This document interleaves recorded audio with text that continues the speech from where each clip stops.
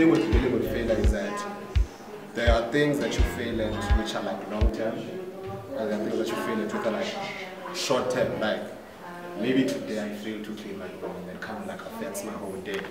And like, how do I deal with that?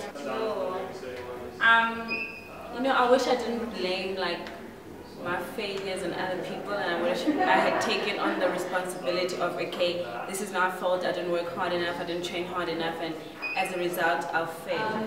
I think I go through the motions. You have to go through the motions. Yeah, you just have to go through the motions. Try not to overthink too much, because we all know overthinking doesn't help. I say this to myself as well. Being happy, being able to feel comfortable consistently, feeling at knowing exactly what I want to do, how to do it. Yeah, it's just my biggest fear when it comes to failure is like the fact that you're gonna fail yourself and you're gonna hurt yourself. And it hurts, accepting that maybe something wasn't meant for you, accepting that maybe you should take a different course. There are many things that one is good at and capable of that they never pursue because there is a singular ideal that they've grown with. No, not failing at life. Definitely failing at keeping my mental health together. It's not working. I'm a mess. Yeah, I'm definitely failing at that. Definitely failing at being happy consistently. I'm not sure I know what that feels like. I don't think I know what it feels like to be happy. my mental state is at the place, or it's where it is because I'm failing in particular things, or I'm failing because of my mental state. Because I tend to think like, you know. Yeah, I feel like long term I have to go back to the situation, break it down and see how it happened and what mistakes I made and what was not my fault. Forgive myself for the mistakes I made, you know? And like, I mean, there are some days where I fail to do just small tasks and that kind of like ends up affecting my mental health and just like the rest of my day. So in terms of that, I just go back to completing like the smallest tasks. Because it kind of like has a domino effect on everything. Like it changes your whole day or it changes your whole week. So in terms of like bigger things that like have passed and whatnot. The biggest thing about failure is the fact that you're the one who's hurting yourself and you can't blame anyone else. And whatever excuses you make up when you're explaining things to other people mean nothing to you, because you know that at the end of the day you can't lie to yourself forever. And as much as those excuses will cushion you, like you're still hurt and you still failed yourself. I think, yeah, I wish failure was an external thing that had to do with other people and not so much with the self.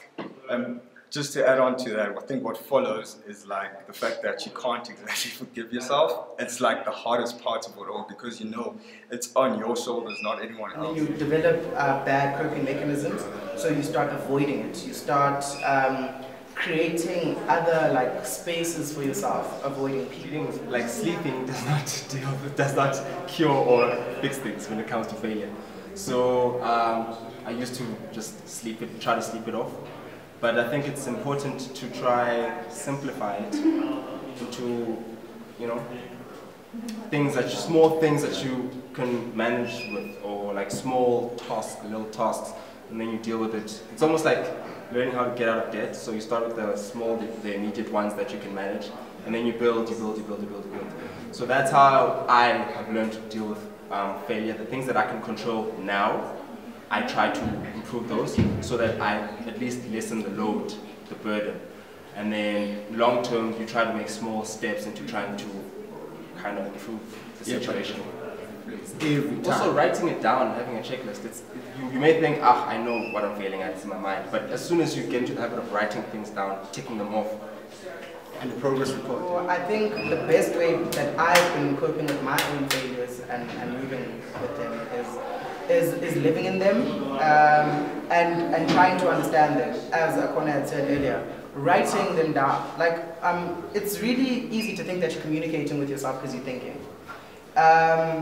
Thinking and writing down explores like further, like what you're missing. Like you find the missing ground. So yeah, you fail, you live with it, and you move forward. you can fail at many different things. So obviously it's situational, but what I think I do is that I realize, okay, I failed, and now there's steps to move on, to get over it, to make something out of it, not make something out of it, but make it not as bad, or just accepting that, you know what, I failed. This is where I want to be, this is who I am, this is what I believe in. But having to simplify and execute all those things, it's a struggle. The way that I've been dealing with it is living with it, is sitting in the uncomfortable feelings of failure.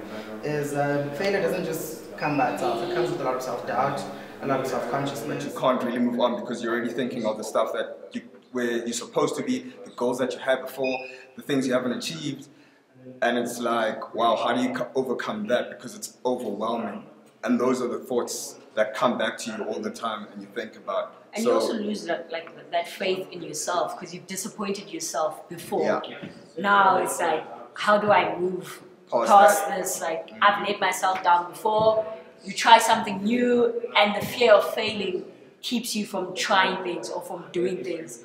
It's just really messed up.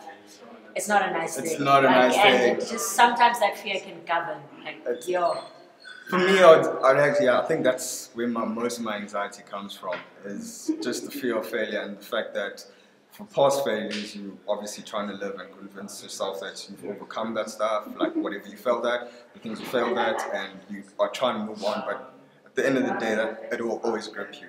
Like, at some point, there's there's that one thing that will always grip you.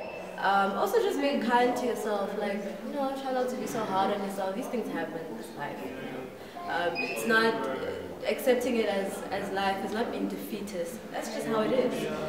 So yeah, just be kind to yourself. I'm at the point where I know where I want to be, or I have an idea of where I want to be, but I don't know how to get there. Like, I've done what I need to do in terms of academics, but now it's just like, how do I get there? And there's so many options and choices that I feel like, should I go that direction, this direction? And now I don't know how to get there. So yeah, that's what I'm currently failing at. I'm trying to take on so much, yet I'm just failing to do my fair share. So it's just, I'm just failing, failing, and it's, I've found that the best way to move through it is to accept it, that okay, I didn't perform to my best, or if you did perform to all of your capabilities, accept that maybe this is not for me, or maybe this is not the route that I'm going to get what I want. I just try to learn from it as much as possible, see what I can do better next time, and the most important thing is honesty. You have to be brutally honest with yourself. Look, I've messed up and this is how I'm going to fix it. Because you can do all these things, but now if you're not being honest, you find yourself in the same place. You're Mr. Krabs. But you know what I need to fail at? You know what I need to fail at? I need to fail at making excuses. That's what I need.